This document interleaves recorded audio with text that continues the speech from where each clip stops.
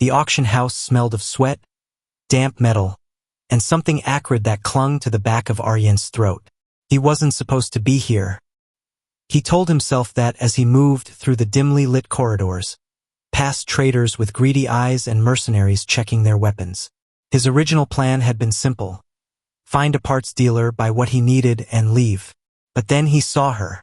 She stood on the raised platform, shackled, her wrists bound by thin but unyielding restraints that glowed with unfamiliar energy. A heavy silver collar encircled her throat, engraved with intricate symbols that pulsed faintly. Her skin, a deep golden hue, shimmered under the harsh overhead lights, and her long dark hair hung in loose waves, strands falling over one shoulder. But it was her eyes that held him still, violet, sharp, and unbroken despite the circumstances. Fresh from the Zathari Empire, the auctioneer announced, voice slick with practiced enthusiasm. An exquisite rarity, highborn, untainted, and perfectly trained. The crowd murmured in approval, voices thick with hunger. Opening bid at 50,000 credits. Aryan's stomach twisted. He had seen many things since the war ended: devastation, cruelty, the slow rebuilding of a fractured world, but nothing quite like this. The Zathari were not an unknown species. They were one of the few alien civilizations that had managed to maintain a tenuous peace with humanity. Their empire was vast, their technology leagues beyond Earth's. They were rumored to be warriors, diplomats, rulers, but never slaves. So why was she here? A burly man in the front row raised a hand. 65,000. 70. Aryan clenched his jaw. He had no business interfering. He wasn't a soldier anymore, wasn't a hero. But something about the way she held herself, the way she refused to cower, made something in his gut tighten. 100,000, he said before he could stop himself. The room fell silent. A few heads turned in his direction, some appraising, some irritated. The auctioneer's eyes gleamed. Ah, a serious buyer. Do I hear 110? Silence. Aryan exhaled. 100,000 was a ridiculous sum, more than he could afford to throw away. But when the auctioneer slammed the gavel down and declared her sold, a strange sense of relief settled over him. Moments later, she was brought to him, still shackled, her expression unreadable.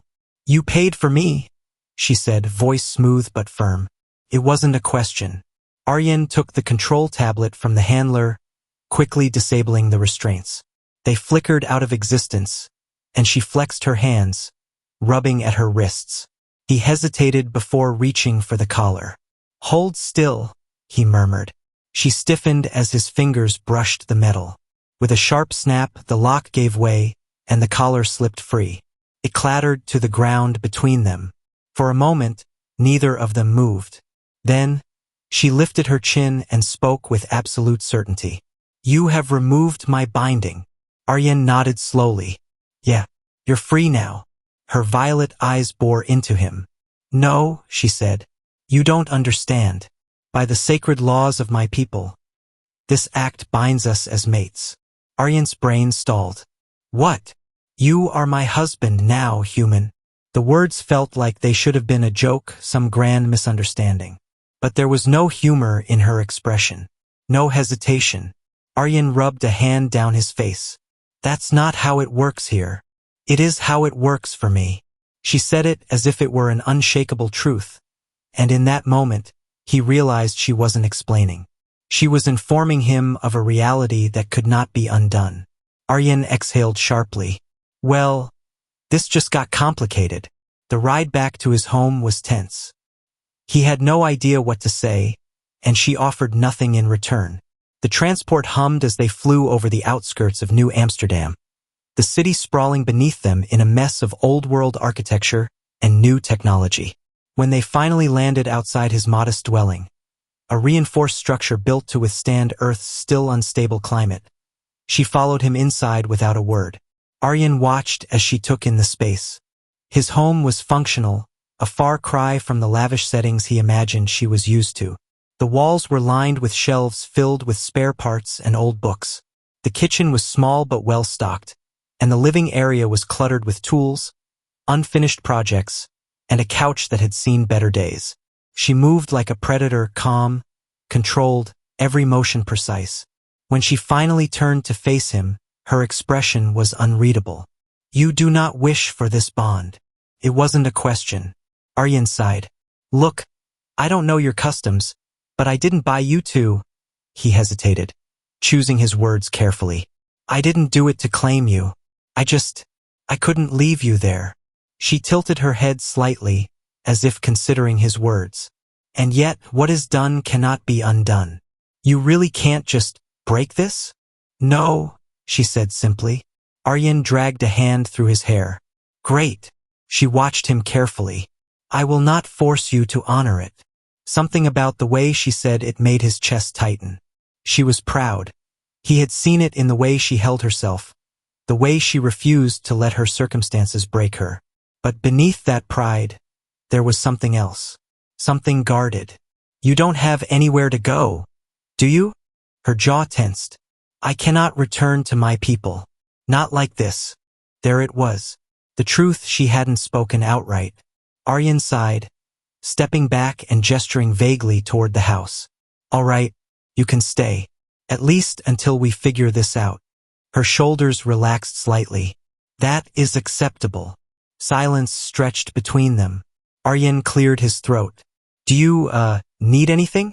Food? Clothes? She blinked as if surprised by the offer. I require little, right? He rubbed the back of his neck. Well, guest rooms down the hall. She studied him for a moment longer before nodding. Thank you. As she turned and disappeared down the corridor, Aryan let out a breath he hadn't realized he was holding. This was going to be interesting. The next morning, he awoke to the scent of something unfamiliar. He found her in the kitchen, standing over the stove with a precision that reminded him of a soldier preparing for battle. The food she was cooking was a mix of his supplies and something she must have retrieved from her own hidden rations. The aroma was rich, spiced, different from anything he had ever tasted. You cook? He asked, still groggy. She glanced at him. Survival is not exclusive to battle. He sat down, watching as she plated the meal and set it in front of him. He hesitated before taking a bite. The flavors hit his tongue, bold, layered, completely foreign. This is, he swallowed. Really good. A flicker of something passed through her expression, too brief to name. It is traditional, she said simply. Aryan chewed thoughtfully. So, what do I call you? She lifted her chin. Zalthara Vey. That's a mouthful. She raised an elegant brow.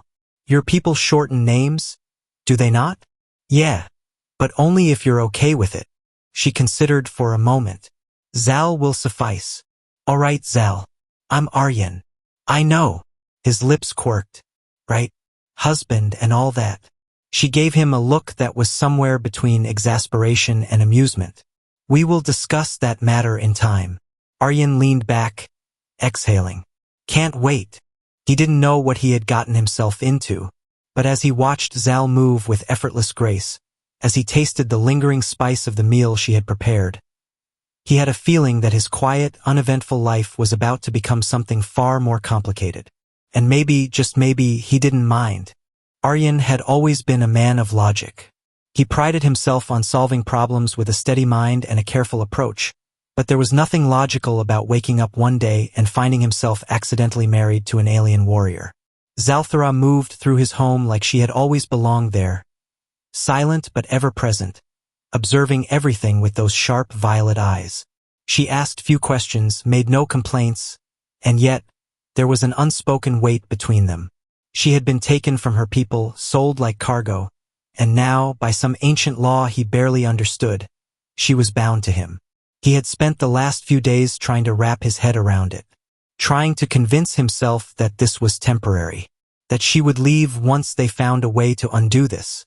But when he caught her in the quiet moments, standing on the balcony at night, staring up at the sky as if searching for something she had lost, he realized how much she had given up simply by staying here. You don't have to keep your promise, he said one evening, leaning against the doorframe as she stood outside. She didn't turn to face him, but he saw the slight tightening of her shoulders. You misunderstand, Aryan. Do I? He stepped forward, folding his arms. Look, I get it. Your people have rules, traditions. But we're on Earth now. If you want to leave, no one's going to stop you. She exhaled slowly. It is not about leaving. Then what? Now she turned, and for the first time since he had met her, he saw something vulnerable beneath that composed exterior. To break a sacred bond is to dishonor my name, my family, and my ancestors. It is not as simple as walking away. Aryan studied her, realizing just how deep this went. It wasn't just about customs, it was her identity, her honor. All right, he said finally. Then tell me what happens now. How does this work? She tilted her head slightly, regarding him as if measuring his intent. In Zathri culture, a bond is more than a ceremony. It is a promise of protection, unity, and shared purpose. And what does that mean for us? Zalthara hesitated. It means I remain by your side. The words settled between them. Aryan let out a slow breath. That's a lot to take in. She nodded as if understanding his hesitation. I will not ask you to accept this in the way my people do. You already did, he muttered, running a hand through his hair. Her lips twitched slightly, the closest thing to amusement he had seen from her. Perhaps, Aryan sighed, shaking his head. Fine, we'll figure it out. One step at a time. She inclined her head in approval. That is acceptable. He had the sinking feeling that he had just agreed to more than he realized. The days passed, and their lives began to settle into an unspoken rhythm. Zalthara took it upon herself to learn everything she could about human culture. She devoured books on history, engineering, and philosophy with the same intensity as a scholar preparing for battle. She was fascinated by Earth's strange mixture of old and new, the way technology coexisted with remnants of a war-torn past. Aryan, in turn, found himself drawn into her world. She told him of the Zathri Empire, of its rigid social structures and the weight of duty that governed every action. He learned that she had been trained from childhood in both combat and diplomacy, raised with the expectation that she would one day serve her people in matters of war and peace. She was no mere noble, she was a warrior in her own right. One evening, as he worked on repairing an old generator in his workshop, he caught her watching him. You seem interested, he noted, wiping his hands on a rag. Zalthara nodded. Your technology is crude but efficient. I am curious about its function. Aryan smirked. Crude, huh? She arched a brow. It is an observation, not an insult. He chuckled. All right then. Want to help? She hesitated for only a moment before stepping forward, her fingers grazing over the exposed wiring. Explain it to me. And so he did. What started as a simple lesson turned into something more.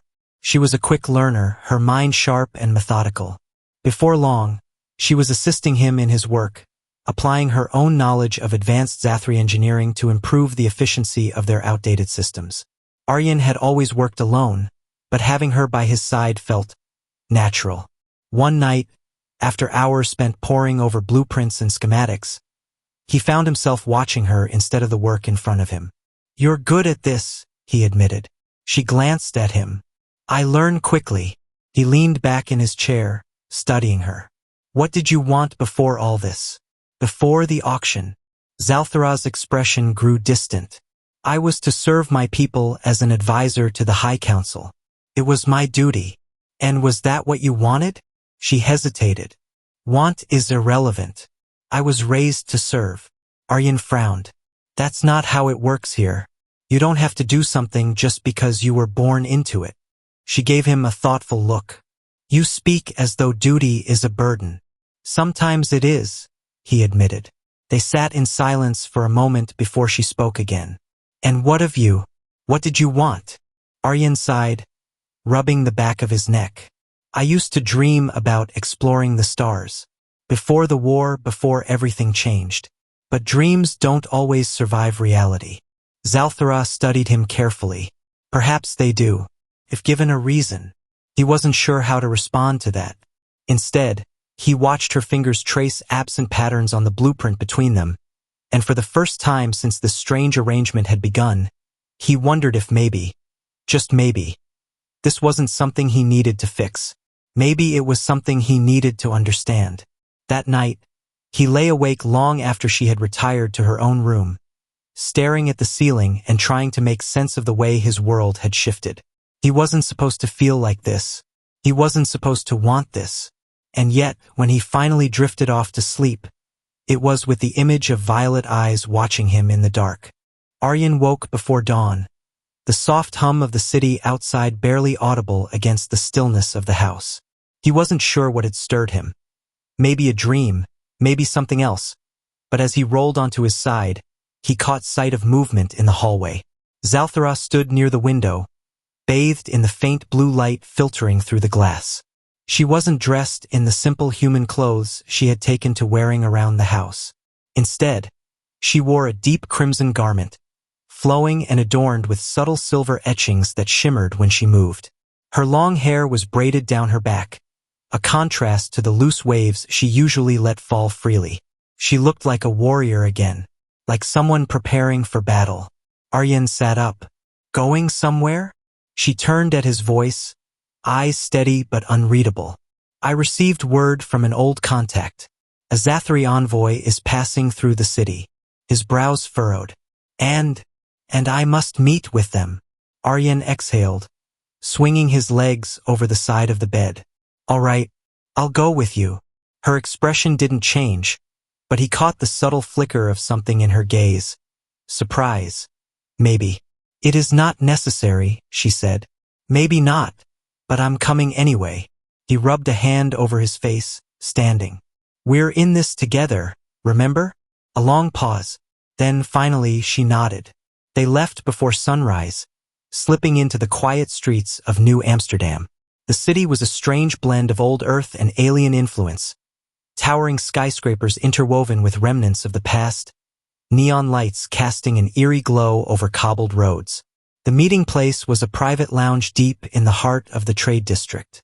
Aryan had spent enough time in places like this to know that no official business ever happened here, only the kind of dealings that required secrecy and discretion. Zalthara walked with purpose, her posture straight, her presence commanding. As they entered, heads turned. Some in curiosity, some in recognition. In the far corner of the room, a Zathri male sat, his golden skin marked with the ceremonial tattoos of a high-ranking official. His gaze settled on Zalthara the moment she approached, and for the first time since Aryan had met her, he saw something unfamiliar in her demeanor, tension. The male inclined his head. Zalthara Vey. You live. I do, she answered smoothly. No thanks to the Empire. His eyes narrowed. You were taken during the raid on the Ardent Moon. We believed you dead. Zalthara's jaw tightened. And yet, here I stand. Aryan remained quiet, observing. He wasn't entirely sure where this conversation was going, but he knew better than to interrupt. The envoy's gaze flickered toward him. And this? Zalthara hesitated. It was barely noticeable, but Aryan caught it. This is Aryan, she said finally. My mate. The envoy's expression barely changed, but something in the air shifted. Aryan resisted the urge to clear his throat. Nice to meet you, he said, his voice dry. The Zathri male looked back at Zalthara. You were bound to a human? She lifted her chin. By the laws of our people, yes. A long silence. Then the envoy leaned back in his chair. This complicates matters. Aryan frowned. How so? The envoy's gaze was sharp. Zalthara Vey is not simply a noble. She is bound by duty to the Empire. Her bond with you places her in a precarious position. There will be those who question her loyalty. Zalthara's hands clenched at her sides. I have never betrayed the Empire. That may not matter, the envoy said. The High Council will demand an explanation, and they will expect you to return. Aryan felt something cold settle in his chest. Return, he echoed. Zalthara's gaze flickered to him, something unreadable in her expression. The envoy continued, You have two choices. Come back and prove your loyalty, or sever the bond and remain here. The weight of those words pressed down on the air between them. Aryen's jaw tightened. And if she doesn't choose either? The envoy's lips curled slightly. Then the decision will be made for her. The conversation ended shortly after that, and they left in silence. Aryen didn't speak until they were nearly home. You knew this was coming, didn't you? Zalthara exhaled. I suspected. Are you going back? She stopped walking, turning to face him fully. The streetlights cast a soft glow over her face, highlighting the faint tension in her expression. I do not know, she admitted. Aryen studied her. And if you did, what happens to us? Her lips parted slightly, as if she hadn't considered that. He let out a breath, running a hand through his hair. I don't want you to go, he said finally. The words surprised even him. Zalthara's violet eyes searched his. Aryen, you don't owe me anything, he interrupted. I get that, but I don't think I want to go back to the way things were before you showed up. A flicker of something passed through her gaze. Something uncertain. She stepped closer. Her presence warm despite the chill of the night air. You are unlike any human I have met, she murmured. You do not seek to control or to claim, yet you stand beside me. Aryen swallowed. Yeah, well, I think that's what people do when they care about each other. The silence stretched between them. Then, slowly, Zalthara reached up, her fingers brushing against his cheek. Her touch was light, hesitant, as if she wasn't sure if she was allowed to do this. Aryen didn't move away. You wish for me to stay, she said softly. He nodded. Yeah, I do. Her hand lingered for a moment longer before she pulled away. I will not decide tonight, she said, voice quiet. Aryen exhaled. Okay. But as they walked the rest of the way home, he couldn't shake the feeling that whatever choice she made, everything was about to change. Aryen barely slept that night. Every time he closed his eyes, his mind churned through endless possibilities, none of them leading to an answer he wanted. The idea of Zalthara leaving, of waking up one day to find her gone, left a hollow ache in his chest that he didn't know how to name. By the time dawn painted the sky in soft hues of gold and violet, he knew one thing. He couldn't just sit back and let someone else decide her fate. He found her in the small courtyard behind the house, moving through a slow, deliberate set of motions, Zathri combat forms, ones she had taught him the names of but never let him attempt. There was a grace to her, a quiet strength in every movement, as if she was weaving a story with her body alone. She didn't stop when she noticed him watching. You look troubled. Aryen exhaled. I'm thinking. She finished the sequence and turned to face him. Have you reached a conclusion? He rubbed the back of his neck. I want you to stay. Zalthara studied him for a long moment, her violet eyes unreadable. And if I do? What then? He let out a short, breathless laugh. I don't know. We figure it out. She stepped closer, the soft morning light catching the silver lines on her skin. I have never been given the choice to simply figure it out, Aryen. He swallowed. You do now. Silence stretched between them, heavy with something unspoken. Then finally she spoke. You are a strange man, Aryen, and you're a stubborn woman. A ghost of a smile crossed her lips. Perhaps that is why this works. He didn't let himself think. He just moved. His hands came to rest on her waist, testing, uncertain. She didn't pull away. If anything, she leaned in, the warmth of her body seeping into his. Her hands settled lightly against his chest. You are aware, she murmured, that my people do not form bonds lightly. He let out a breath. I'm starting to understand that. And yet, you would still have me stay? He met her gaze steady and sure. Yeah, I would. For a long moment, she said nothing. Then, finally, she reached up, pressing her forehead lightly against his. A gesture of Zathri intimacy, one he had seen her perform only once before, in mourning. But this was different. This was a beginning, not an end. A quiet breath escaped her lips. Then I will stay. Relief crashed through him, too strong to put into words. Zalthara pulled back just enough to look at him, her expression softer than he had ever seen it.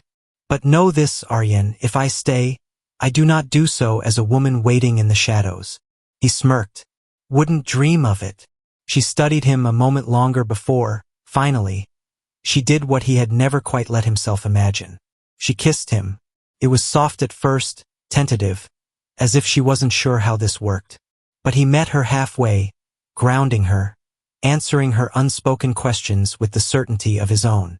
And just like that, the weight of everything, the past, the uncertainty, the impossible circumstances that had brought them here, faded into something simpler, something real. When they finally parted, she exhaled a quiet, almost amused breath. You are mine now, Aryan. He chuckled, resting his forehead against hers again. Yeah, he murmured. I think I always was. And with that, the future, whatever it held, was theirs to build. Together.